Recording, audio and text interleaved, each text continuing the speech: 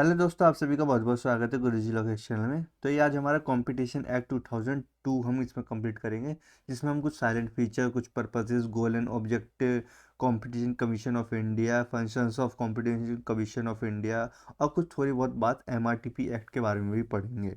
सो देरी न करते हुए अपना टॉपिक स्टार्ट करते हैं।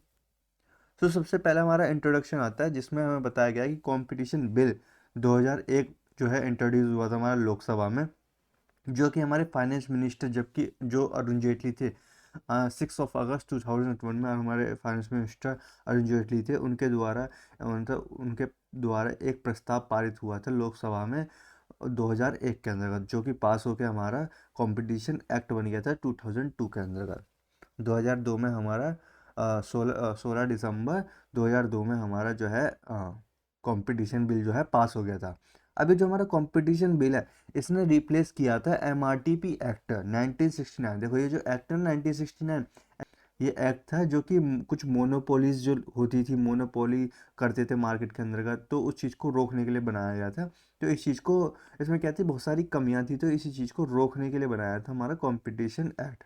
थोड़ा हम एमआरटी एक्ट के बारे में भी पढ़ लेते हैं। तो हमारा एमआरटीपी एक्ट जो है स्टैंड करता है, मतलब कि इसकी फुल फॉर्म है monopolies and restrictive trade practices. ये हमारा पास हुआ था पार्लियामेंट के अंतर्गत 18 दिसंबर 1969। इन्फोर्स हुआ था 1 जून 1970 को, और ये रिकमेंडेशन आया था दत्त कमेटी के द्वारा। देखो दत्त कमेटी जो थी, एक रिकमेंडेशन लाई थी कि एमआरटीपी एक्ट आना चाहिए, यानी कि जो मार्केट के अंतर्गत मोनोपोली जो आ रही थी शॉपकीपर्स या होलसेल्स के द्वारा, सेलर्स के द्वारा जो मोनोपोली आ रही थी, तो उसे रोकने के लिए इस कमेटी के द्वारा रिकमेंडेशन आई थी एमआरटीपी के लिए। ये क्या करता था, पब्लिश प्रोहिबिट करता था मोनोपोलीज और जो ट्रेड रिस्ट्रिक्टिव प्रैक्टिस थी, मतलब कुछ ऐसी प्रैक्टिस थी जो कि कंज्यूमर्स के बेनिफिट के लिए नहीं थी, ठीक है, तो सेलर्स के बेनिफिट के लिए थी, उसमें कंज्यूमर का एक्सप्लोटेशन हो रहा था। तो उस चीज़ को रोकने के लिए एमआरटीपी एक्ट का जो है रखा गया था। एमआरटीपी एक्ट जो है मेनली फोकस करता था मोनोपोली जो मार्केट के अंतर्गत चल रही थी उसे रोकने के लिए। अब देखो, जो ये हमारा हमारा एमआरटीपी एक्ट चल रहा था ना, तो इसके अंदर काफ़ी कमियां थी, जैसे कि ये हमारी कंपटीशन के बारे में बिल्कुल भी ध्यान नहीं देता था। तो लोकसभा में जब ये अरुण जेटली सर ने जो हमारा ये एक्ट लाए, तो उन्होंने यही ध्यान में रखते हुए लाया कि हमारा जो है मोनोपोली पे ध्यान न रखते हुए कंपटीशन में ध्यान रखना चाहिए, क्योंकि कंपटीशन अच्छा होगा तो लोग आएंगे और वहीं एक तरह का डेवलपमेंट होगा हमारी सोसाइटी के अंदर। तो इसी चीज़ को ध्यान में रखते हुए हमारा कंपटीशन बिल जो है आया था। कंपटीशन एक्ट जो है हमारा एंटी ट्रस्ट लॉ के नाम से भी जाना जाता है। गवर्नमेंट ऑफ इंडिया अप्रूव किया था कंपटीशन पॉलिसीज एंड लॉ 1990 में, और a committee in the under man chairship of Shri S Raghavan. देखो, जो हमारा कंपटीशन पॉलिसीज एंड लॉज है 1919 में अपॉइंट किए गए थे गवर्नमेंट ऑफ इंडिया के द्वारा, जो कि हमारे कमेटी के जो चेयरमैन थे वो थे हमारे श्री रघुवन। इन्हीं के द्वारा जो है हमारा जो है इस कमेटी के बारे में जो है वो डिस्कस किया गया था कि क्या क्या कंपटीशन पॉलिसीज़ होने चाहिए, क्या क्या लॉ होने चाहिए, और इसी चीज़ को ध्यान में रखते हुए फिर 2001 के अंतर्गत हमारे लोकसभा में ये बिल इंट्रोड्यूस करा दिया गया था। इसके बाद द कमेटी सबमिट रिपोर्ट इन 2000। 2000 के 2000 सन 2000 में इस कमेटी के द्वारा, कौन सी कमेटी, ये committee competition policies and law की जो कमेटी थी, इसके द्वारा रिपोर्ट सबमिट करी गई 2002 के अंतर्गत, और डिसाइड किया गया कि कंपटीशन एक्ट जो है लाया जाएगा उस रिपोर्टों के तहत। तो कंपटीशन एक्ट के बारे में और अच्छे से पढ़ते हैं कि कंपटीशन एक्ट है क्या। तो इसने रिप्लेस किया था हमारा एमआरटीपी एक्ट 1969। इसका एम है, यानी कि जो हमारा कंपटीशन एक्ट है, इसका एम है जो भी एक्टिविटी चलती आ रही थी जो कि एडवर्स इफेक्ट डालती थी कंपटीशन के अंतर्गत। एडवर्स इफेक्ट मतलब कोई नेगेटिव इम्पैक्ट या कुछ ऐसा बुरा प्रभाव जो कि कंज्यूमर्स के बेनिफिट के लिए था, या उसमें एक्सप्लॉयटेशन ज़्यादा हो रहा था, तो उस चीज़ को रोकने का काम करती है हमारी competition act 2002। In 1991, when government know there is a importance of competition, then government decide to implement LPGs and Competition Act। देखो, जब 1991 ये वो समय है जहाँ पर क्या है, जहाँ पर हमारी इकोनॉमी इतनी वीक हो चुकी थी कि बस कुछ दिनों का ही खाना बचा था, मतलब कुछ दिनों की सर्वाइवल के लिए पैसा ही बचा था। इतनी बुरी हालत हो गई थी, इतनी बुरी इकोनॉमी हो गई थी। वो तो फिर हमारे मनमोहन सिंह जी आए, उन्होंने हमारी इकोनॉमी में कुछ ऐसी पॉलिसीज़ लाई जिससे हमारी इकोनॉमी बूस्ट हुई थी। तो 1991 में क्या है, गवर्नमेंट को ऐसा इंपॉर्टेंस लगा कि हमारे कहीं ना कहीं कंपटीशन एक्ट होना चाहिए, ताकि हमारे देश का जो है, यानी कि इंडिया का जो है, डेवलपमेंट हो सके, कुछ सोसाइटी में डेवलपमेंट हो और कंज्यूमर्स का एक्सप्लॉयटेशन ना हो। उसके लिए क्या है, गवर्नमेंट ने डिसाइड किया कि कंपटीशन एक्ट लाया जाए, और इसी के साथ साथ इंट्रोड्यूस किया जाए एलपीजी, यानी कि लिबरलाइजेशन, प्राइवेटाइजेशन और ग्लोबलाइजेशन। देखो, यही वो इम्पोर्टेंट चीज़ है जहाँ जिसने हमारी इकोनॉमी बूस्ट करी थी। लिबरलाइजेशन मतलब कि लिबरल कर देना, कुछ ऐसे रिस्ट्रिक्शन जो थे इंडिया के द्वारा लगाए जाते थे अदर कंट्रीज़ पे, कि आप जो है अगर आते हो तो, मतलब बहुत तरह के रिस्ट्रिक्शन थे, टैक्स ज़्यादा था, उस चीज़ को लिबरल कर दिया था। प्राइवेटाइजेशन किया गया था, कंपनीज़ को इनवाइट किया गया था कि आप अपनी कंपनी जो है हमारे इंडिया में लाइए और वहाँ पर इस्टेब्लिश करके अपना बिजनेस चलाइए। और ग्लोबलाइजेशन मतलब कि ये ऑल ओवर वर्ल्ड में इनविटेशन था कि आप कोई भी पर्सन जो है यहाँ इंडिया में आ सकता है, अपनी फैक्ट्री खोल सकता है, और वो अपनी टेक्नोलॉजी से क्या है, अपना बिजनेस कर सकता है, ट्रेड कर सकता है। तो इसी के कारण हमारी इकोनॉमी बूस्ट हुई। तो फिर गवर्नमेंट ऑफ इंडिया ने डिसाइड किया था कि कंपटीशन एक्ट जो है लाया जाए।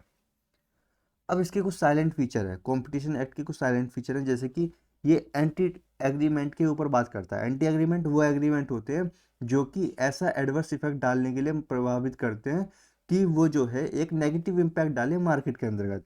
जैसे कि ए और बी दो जने हैं, इन दोनों ने एग्रीमेंट किया कि मैं सिर्फ अपना सामान तुझे ही बेचूंगा और तू अपना सामान सिर्फ मुझे ही बेचेगा, ठीक है, ऐसा इफेक्ट डाल लिया इन्होंने। कोई नई टेक्नोलॉजी इस्तेमाल करी, मतलब बनाई इन्होंने, इन्वेंट करी, और वो सिर्फ वो जो एक्स टेक्नोलॉजी है वो सिर्फ ए और बी आपस में ही शेयर करेंगे और किसी को बांटेंगे नहीं। तो देखो, जो ऐसा एग्रीमेंट था ना, इसे नल एंड वॉइड कर दिया गया है, क्योंकि देखो ये जो टेक्नोलॉजी है, अगर ये बेनिफिशियरी है तो सब यूज़ करें, उसका फ़ायदा सब ले, ठीक है। तो ऐसे एग्रीमेंट्स को भी बंद कर दिया गया था। और अच्छे से समझ आता हूँ एंटी एग्रीमेंट क्या होते हैं। जैसे कि ए और बी के बीच में एग्रीमेंट हुआ कि मैं अपनी फसल तो तेरे को दूंगा, लेकिन तू अपनी फसल किसी को नहीं देगा सिवाय मेरे। ऐसा एग्रीमेंट भी क्या था, ये नेगेटिव इम्पैक्ट डाल रहा था मार्केट के अंदर का। तो इस एग्रीमेंट को भी क्या है, कंपटीशन एक्ट बंद करता है, मना करता है कि ऐसा एग्रीमेंट नहीं हो सकता, ठीक है। तो ये कुछ साइलेंट फीचर है। Abuse of domestic position.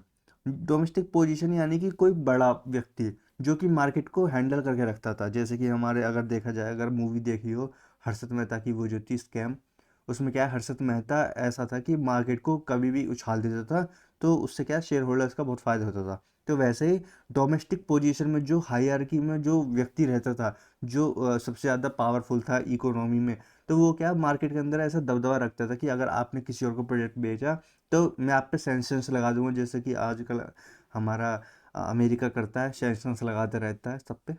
तो वैसे ही क्या है, डोमेस्टिक पोजीशन को क्या है, एब्यूज़ करने से रोकता है हमारा कंपटीशन एक्ट। अब क्या है, छोटे मोटे जो शेयर होल्डर्स थे ना, उन्हें दबा दिया जाता था, तो उस चीज़ को रोकता है हमारा competition act. The commission to advise the government of India regarding competition in the market है गवर्नमेंट ऑफ इंडिया को कि आप जो है पब्लिक अवेयरनेस बढ़ाइए, मार्केट में इकोनॉमी कैसे बूस्ट कर सकते हैं, या मार्केट को कैसा चलाया जाए, कौन कौन सी ऐसी पॉलिसीज लाई जाए जो कि बेनिफिशियरी हो, जो कि कंपटीशन में मदद दे। तो ये एक तरह की एडवाइजरी बॉडी भी हो जाती है कंपटीशन एक्ट। साथ ही साथ कॉम्बिनेशन से भी ये हमें बचाता है, जैसे कि बड़ी कंपनी को आपस में मर्ज कर देना, छोटी कंपनी को दबा देना, ताकि, ठीक है, तो ये एक्विजिशन किसी छोटी कंपनी को ही खरीद लेना। तो ये ऐसे छोटे मोटे जो काम करते हैं ना, जैसे कि मर्जर हो गया, एक्विजिशन हो गया, अमलगमेशन हो गया, और तो ये क्या है, ऐसी चीज़ों को रोकता है, कम ठीक है, ऐसी जो भी प्रैक्टिसेस होती हैं उन चीज़ को रोकता है, ताकि क्या है, सभी देखो, सभी पर्सन का राइट है कि वो कोई भी पर्सन जो है कहीं भी ट्रेड कर सके।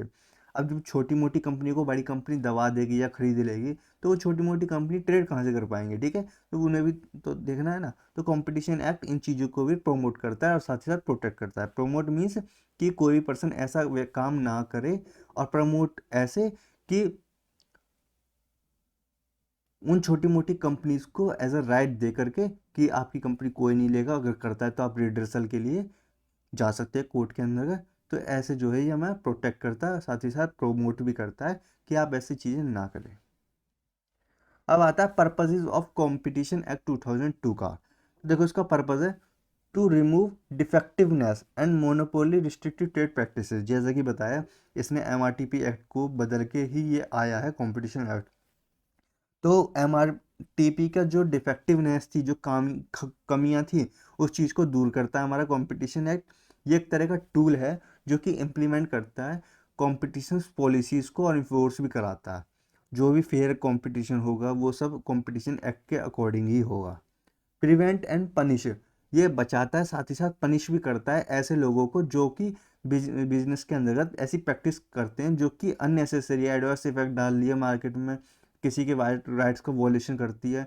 तो ऐसे में क्या है, ये पनिश भी करता है कि वो ऐसी चीज़ें ना करें। ज़्यादातर ये firms and unnecessary government interference भी होता है ना, कि गवर्नमेंट ने कोई नई पॉलिसी ला के कॉम्पिटिशन को तबाह करना चाह रही है, तो ऐसी चीज़ों को भी क्या करता है, रोकता है। और ऐसा कोई व्यक्ति करता है तो उसे पनिश भी करता है। ये जो हमारा जो एग्रीमेंट होता है, ये ओरल और रिटर्न दोनों तरीके से होता है बिटवीन पर्सन एंड एंटरप्राइजेज। देखो, एक सिंगल पर्सन और एंटरप्राइज के बीच में ही जो है कंपटीशन चलता है। सिंगल पर्सन यानी कि कोई भी पर्सन शॉपकीपर जो कि दुकान खोल के बैठा है, और कोई बड़ी एंटरप्राइज है जो कि तगड़ा बिजनेस चला रही है, तो उस चीज़ को क्या है, उन दोनों के बीच में जो एग्रीमेंट होता है सामान का लेन देन या जो भी उनका मैटर है, वो सब चीज़ें जो है ओरली और रिटर्न वे में जो है एज अ एग्रीमेंट माना जाता है उस चीज़ को। कुछ गोल्स एंड ऑब्जेक्टिव्स भी हैं इसके, ये कंपटीशन एक्ट के हैं, अभी पहले बता दूं, ठीक है, कभी आप कुछ और समझो। तो देखो, यहाँ से लेकर के यहाँ तक ये हमारे प्राइमरी गोल हैं, और बाकी ये सब जो है हमारे ऑब्जेक्टिव हैं। तो इसका सबसे पहला गोल आता है to establish a level playing field for domestic and foreign business. इसका मतलब ये है कि ये डोमेस्टिक और फॉरेन बिजनेस के बीच में जो भी आपस में लेन देन होता है, तो उसमें क्या है, बिल्कुल इक्वली वे में जो है खेलने का उनका मौका दिया जाता है। जैसे कि डोमेस्टिक वे में जो लॉ अप्लाई हो रहे हैं, वही चीज़ लॉ फॉरेन बिजनेस में भी अप्लाई होंगे, फॉरेन लोगों के साथ भी होंगे। देखो, ऐसा तो नहीं है कि कंपनी खाली इंडिया में ही खुली है, बाहर जो है प्रैक्टिस नहीं करेगी। अगर बाहर ट्रेड नहीं करेगी तो चलेगी कैसे, है ना।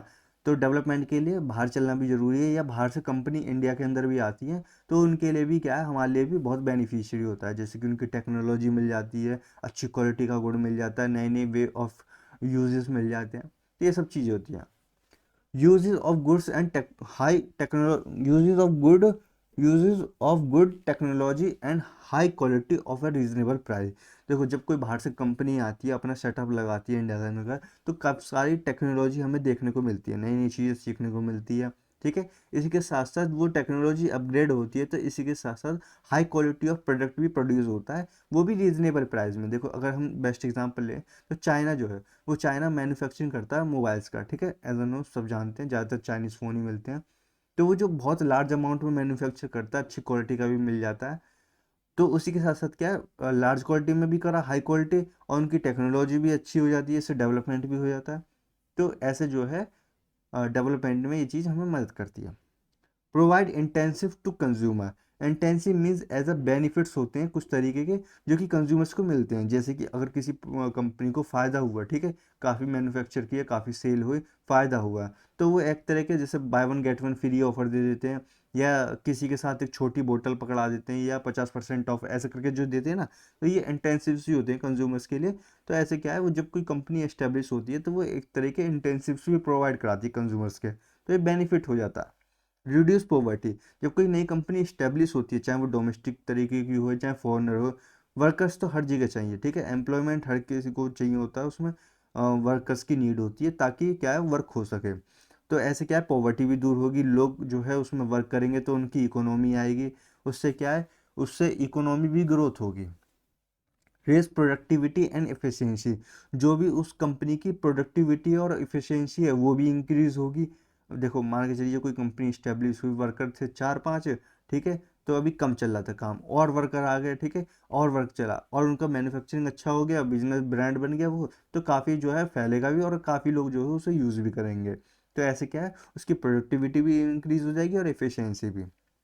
उसके साथ साथ उन्हें एक तरह का वो भी मिलता है मोटिवेशन, कि वो जो है अपना प्रोडक्ट की क्वालिटी प्लस और जो भी चेंजेस है, न्यू टेक्नोलॉजी यूज़ करना, ये सब चीज़ जो है वो करें। कंट्रीब्यूट टू इंक्रीज इकोनॉमी, जैसे कि अगर कोई व्यक्ति जो है उस कंपनी में जाएगा, वर्क करेगा, उसकी लोगों की कमाई होगी तो वो खर्च भी करेंगे और कहीं ना कहीं वो जो है हमारी इकोनॉमी को बूस्ट भी करेगा। तो ये जो है हमारी कंट्रीब्यूट करती है इकोनॉमी बूस्ट करने के लिए। जैसे कि ये तो हमारे प्राइमरी गोल थे। अब इसके बाद आ जाते हैं हमारे objectives of consumer protection, objective of competition act 2002। Establish a commission, ये क्या करती है, हमें इस्टेब्लिश कराती है कमीशन, जिसे बोलते हैं हम कंपटीशन कमीशन ऑफ इंडिया। वो प्रमोट करती है, साथ ही साथ प्रोटेक्ट भी करती है कंज्यूमर्स के राइट को। इसके साथ साथ फ्रीडम ऑफ ट्रेड का भी वो जो है इंश्योर करती है कि सबको मिले। इट प्रोहिबिट द एग्रीमेंट और practice that restrict free trade, जो भी फ्री ट्रेडिंग होती है, जैसे कि कुछ पॉलिसीज़ ऐसी होती हैं जो कि रिस्ट्रिक्शन लगाती हैं, जैसे कि हमारा पहले था एलपीजी आने से पहले, 1991 आने से पहले जो है हमारी काफ़ी ऐसी पॉलिसीज थी जो रिस्ट्रिक्ट करती थी ट्रेड को। तो उस चीज़ को क्या है, दूर किया था इसी एक्ट की वजह से। इसी एक्ट ने हेल्प करी थी ताकि वो जो है रिस्ट्रिक्शन जो है वो हटा सके और इकोनॉमी जो है बूस्ट हो सके। ठीक है। It ban the situation of monopoly, ये मोनोपोली की सिचुएशन क्या है, बैन करता है, सिर्फ बैड वाली। देखो मोनोपोली दो तरीके की होती है, गुड और एक बैड। जैसे कि अभी कोई प्रोडक्ट मैंने जो है इन्वेंट किया, ठीक है, कुछ बनाया, वो बेनिफिशियरी है सबके लिए। अब मैं क्या है उस प्रोडक्ट के लिए कुछ एक रीजनेबल अमाउंट जो है डिमांड कर सकता हूँ कुछ समय के लिए। उसके बाद क्या है, वो चीज़ जो है मैं उस रीजनेबल अमाउंट को जो है अपनी तरफ से हटा के, मतलब वो जो मेरा बेनिफिट लेना चाहिए उसे हटा के बाद में उसे पब्लिक कर देता हूँ। तो ये ऐसी चीज़ क्या है, ऐसी मोनोपोली जेन्युइन होती है, ऐसी कंसिडर भी कर ली जाती हैं। अब बैड रिस्ट्रिक्शन तो वो बैड मोनोपोली वो होती है जहाँ पर क्या है कंज्यूमर को वो मिल ही नहीं रहा, वो अपने पास ही रख रहा, कह रहा मैं दूंगा ही नहीं। ठीक है। तो ऐसे क्या है, वो चीज़ें जो है मोनोपोली, बैड मोनोपोली हटा देते हैं, बैन करती है ये चीज़। It provide opportunity to enter into competition in the market, ये जो है कंपटीशन एक्ट छोटे मोटे जो मार्केट के अंतर्गत बैठे होते हैं सेलर्स जो होते हैं, उन्हें एक तरह की अपॉर्चुनिटीज़ भी दी जाती है कि आप जो है अपना बिजनेस जो है बढ़ाइए, ग्रो कीजिए, आपकी प्रोटेक्शन के लिए कंपटीशन एक्ट है। ठीक है। तो कहीं ना कहीं कंपटीशन एक्ट जो है हेल्प करती है, जो छोटे मोटे लोग हैं उन्हें अपॉर्चुनिटी देती है कि आप अपनी जो है ट्रेड कीजिए। इट हैज़ इंटरनेशनल सपोर्ट, जैसे कि लोग जो हैं फॉरेनर लोग जो हैं अपना जो है बिजनेस जो है ट्रेड कर जो है आउटसाइड ऑफ द इंडिया भी करते हैं, इनसाइड इंडिया भी करते हैं। ठीक है। तो जो आदान प्रदान है इंटरनेशनल लेवल पे जो है ये करा जाता है, और जो हमारा कंपटीशन एक्ट है ये इंटरनेशनल लेवल पे सपोर्ट भी हमें प्रोवाइड कराता है। इट प्रोमोट एंटी कॉम्पिटिशन, जो भी अनफेयर कंपटीशन हो रहा होता है तो उस चीज़ को भी क्या करता है, प्रमोट करता है कि आप जो है कंपटीशन कीजिए, लेकिन फेयर कंपटीशन। ऐसा नहीं है कि बस मोनोपोली दिखा रहे हैं अपनी। ठीक है। तो प्रमोट करता है एंटी कंपटीशन को कि कोई भी ऐसा कंपटीशन ना किया जाए जो अनफेयर ना हो, सिर्फ जेन्युइन कंपटीशन ही अलाउ है मार्केट के अंदर। जैसे कि आप देखते हैं कि कई सारे पेन्स हैं, लेकिन मेरे को लगता है कि आपको विन का नाम तो सुना ही होगा, विन पेन या लिंक पेन, रेनॉल्ड्स, रेनॉल्ड्स तो काफ़ी अच्छी कंपनी है तो उसे भी जानते होंगे। तो ऐसा कंपटीशन क्या है, अलाउ है, सब पेन ही बनाते हैं लेकिन कंपटीशन में रह के। It promote fair and healthy competition, healthy and fair competition को ये प्रमोट करती है। इसी के साथ साथ इसका मोटिव है कि ये जो है प्रोटेक्ट करती है कंज्यूमर्स को डोमेस्टिक पोजीशन से, जो कि लार्ज बट जो कि ज़्यादा बड़ी अमाउंट वाली जो कंपनीज होती हैं जिनके पास ज़्यादा शेयर्स हैं वो छोटी मोटी कंपनीज को ना कैप्चर कर लें। ठीक है। तो ये प्रोटेक्ट भी करती है उन छोटी मोटी कंपनीज को, साथ ही साथ कंज्यूमर्स को भी प्रोटेक्ट करती है कि जो बड़ी कंपनीज हैं वो कंज्यूमर्स का एक्सप्लॉयटेशन ना कर लें। ठीक है। अब आता है कंपटीशन कमीशन ऑफ इंडिया। ये जो हमारी कंपटीशन कमीशन ऑफ इंडिया है, ये एक हमारी रिड्रेसल बॉडी है जो कि समाधानों को रोकती है जिसका भी क्या है कंपटीशन के रिगार्डिंग वॉल्यूशन हुआ राइट्स का। तो देखो ये हमारी इंडिपेंडेंट बॉडी है, यानी कि गवर्नमेंट का इसमें कोई रोल नहीं होता, ये अपने खुद से ही लॉ बनाती है और एस्टेब्लिश कराती है, पॉलिसीज बनाती है। ये हमारी एस्टेब्लिश हुई थी 14 अक्टूबर 2003 को। इसकी एक पावर भी है कि ये किसी भी कॉन्ट्रैक्ट के अंतर्गत एंटर हो सकती है, यानी कि अगर किसी दो पार्टी के बीच में कॉन्ट्रैक्ट हुआ है और किसी पार्टी का एक्सप्लॉयटेशन हो गया है तो इसके पास पावर है कि वो उसके बिहाफ पे उसका केस लड़ सके या उसको रेमेडी दिला सके। इसके पास पावर होती है कि अगर कोई भी पार्टी जो है कॉन्ट्रैक्ट को ब्रीच करता है तो उसके खिलाफ भी जो है स्यू कर सके। इसकी मेंबर की बात कर लें तो इसमें एक चेयरमैन होता है और अदर पर्सन होते हैं। अदर मेंबर जो होते हैं मैक्सिमम 6 हो सकते हैं और मिनिमम 2 मेंबर्स हो सकते हैं। ठीक है। तो मान के चलिए अगर मैक्सिमम 6 ले लेते हैं तो एक चेयरमैन, तो टोटल 7 पर्सन। ये जैसे कि मिनिमम 2 भी हो सकते हैं, ज़रूरी नहीं है, ठीक है। Sustain and promoting the interest of consumer, ये जो कंज्यूमर्स के इंटरेस्ट है उन चीज़ को बचा के रख सकता है, साथ ही साथ प्रोमोट के लिए भी जो है ये हेल्प करती है कमेटी कि उन कंज्यूमर्स के राइट्स को जो है प्रोमोट किया जाए। Foster an ideal environment to economic competition, ये क्या करती है, हमारी कंपटीशन एक्ट एक फेयर इकोनॉमिक कंपटीशन को प्रमोट करती है, कोई पर्सन जो है एक्सप्लॉइटेशन ना कर सके, किसी का जो है एक्सप्लॉइटेशन ना हो सके, और साथ ही साथ जो है एक हेल्दी इन्वायरमेंट को ये लेके चलती है committee. This committee work to prevent activities, जो भी अननेसेसरीज एक्टिविटीज़ होती हैं जैसे कि मोनोपोली थी हमारी, इसके साथ साथ बहुत सी कंपटीशन के अंतर्गत बहुत सारी चीज़ होती हैं जैसे कि एंटी एग्रीमेंट, डोमेस्टिक पोजीशन, तो ऐसी जो भी एक्टिविटीज़ थी जो कि नेगेटिव इम्पैक्ट डाल रही थी कंपटीशन के अंतर्गत, तो उस चीज़ की उन चीज़ों को एक्टिविटीज़ को इन्हें वो करती है, डिस्ट्रिक्ट करती है, और कुछ ऐसी पॉलिसीज़ भी होती हैं जो कि कंपटीशन को अच्छा बनाने की कोशिश करती हैं, तो उन चीज़ों को क्या है, बचा के रखती है, प्रिवेंट करती है, ठीक है। It has adverse effect on competition in the market, ऐसी कुछ पॉलिसीज़, ऐसी कंपटीशन में ऐसी कुछ एक्टिविटीज़ जो कि एडवर्स इफेक्ट डालती हैं, तो उन चीज़ों को हटाने का काम भी करती है committee.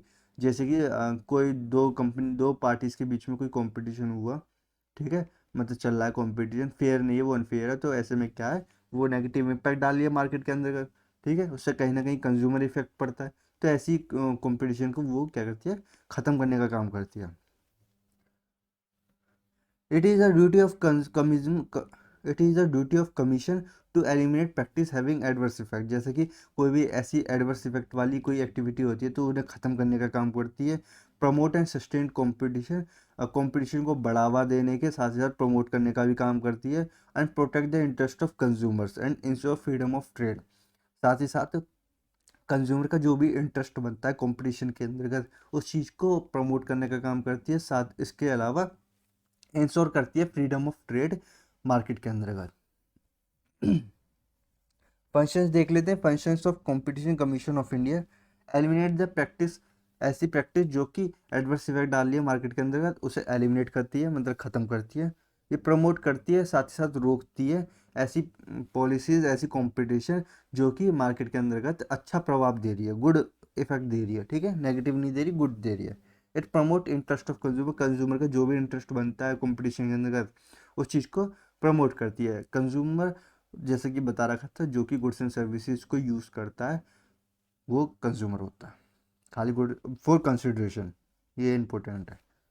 To ensure freedom of trade carried on by other participant in the market, देखो ये फ्रीडम ऑफ ट्रेड को इंश्योर करती है, साथ ही साथ जो अनदर पार्टिसिपेंट होता है, अब ज़रूरी नहीं है कि खाली मार्केट जो है इंडियन के लोगों के बीच में ही चल रही है, ठीक है, फॉरेन्स भी आके रहते हैं इंडिया के अंदर, पॉलिसीज़ बनती हैं, आपस में एक्सचेंज होता है, ट्रेड होता है, तो ऐसे में क्या है, जो अदर पार्टिसिपेंट्स हैं ना मार्केट के अंदर, तो उनको भी इंश्योर करती है कि वो जो है घपलाबाजी ना करते मार्केट के अंदर, ठीक है।